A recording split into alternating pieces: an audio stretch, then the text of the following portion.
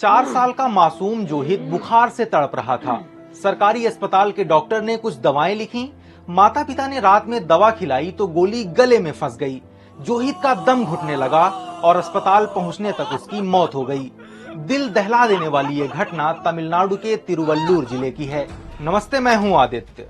गले में दवा का फंसना कैसे जानलेवा बन जाता है? क्या बच्चों के साथ बड़ों को भी खतरा होता है? और ऐसी सिचुएशन में क्या करना चाहिए, जानेंगे आज के एक्सप्लेनर में। जब हम कोई चीज खाते हैं तो जीभ और मुंह की मांसपेशियां उसे गले की तरफ धकेलती हैं। ये गले के ऊपरी हिस्से में पहुंचती हैं, जिसे फेरिंक्स कहते हैं। फेरिंक्स से खाने की नली यानी एसोफेगस और सांस की नली यानी ट्रैकिया जुड़ी होती है। जैसे ही हम कुछ निगलने की कोशिश करते हैं तो एक ढक्कन सांस की नली को बंद कर देता है ताकि खाना आहार नली में ही चला जाए। लेकिन फिर गोली या खाना सांस नली में कैसे फंस जाता है? लखनऊ के ENT specialist doctor Vinay Kumar इसकी 3 प्रमुख वजहें बताते हैं। बहुत कम पानी पीने या ठीक से न निगल पाने के चलते गोली सांस नली में अटक जाती है। छोटे बच्चे गोली निगलते समय ही सांस भी लेने लगते हैं, जिससे सांस नली का ढक्कन खुल जाता है और गोली फंस जाती है। ब्रेन स्ट्रोक, सिर की चोट या कैंसर के चलते डिस्फेजिया यानी निगलने में दिक्कत होती है। इससे भी दवा सांस की नली में जाने का खतरा रहता है। अब जानते हैं कि सांस की नली में गोली का अटकना जानलेवा कैसे हो जाता है। गोली फंसने से सांस नहीं आती और फेफड़ों में हवा पहुंचना बंद हो जाती है, जिससे हाइपोक्सिया यानी शरीर में ऑक्सीजन की कमी हो जाती है।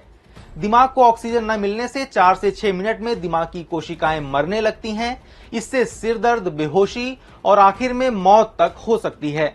ऐसी सिचुएशन में बच्चों को दवा देते वक्त क्या सावधानी बरतनी चाहिए? छोटे बच्चों की सांस की नली बहुत संकरी यानी करीब एक स्ट्रॉ जितनी होती है।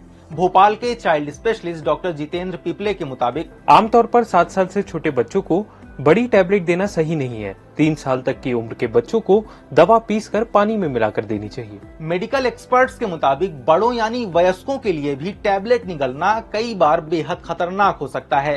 हालांकि बच्चों की तुलना में वयस्कों में ये समस्या कम होती है।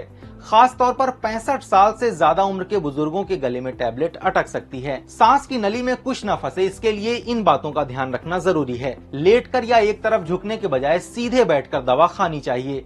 बातें करते हुए या जल्दबाजी में कुछ निगलने से बचना चाहिए। बच्चे के रोते समय उसे कुछ नहीं खिलाना चाहिए।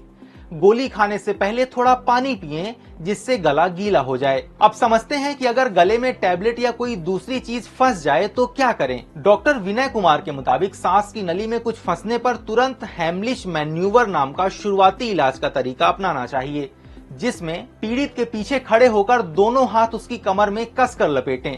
अपनी दोनों हथेलियों से पीड़ित की नाभि और पसलियों के बीच मुट्ठी बनाएं। मजबूती से पकड़कर पेट पर ऊपर की तरफ 5 से 6 बार तेज दबाव डालें। इस तरीके से फंसी हुई चीज बाहर निकल जाएगी। अगर ना निकले तो पीड़ित को फौरन अस्पताल पहुंचाएं। छोटे बच्चों में हेमलिश मैन्यूवर के बजाय सिर नीचे रखते हुए उसके दोनों कंधों के बीच कई बार तेज थपकी देनी चाहिए। इससे गले और फेफड़े में फंसा हुआ ऑब्जेक्ट बाहर निकल जाता है।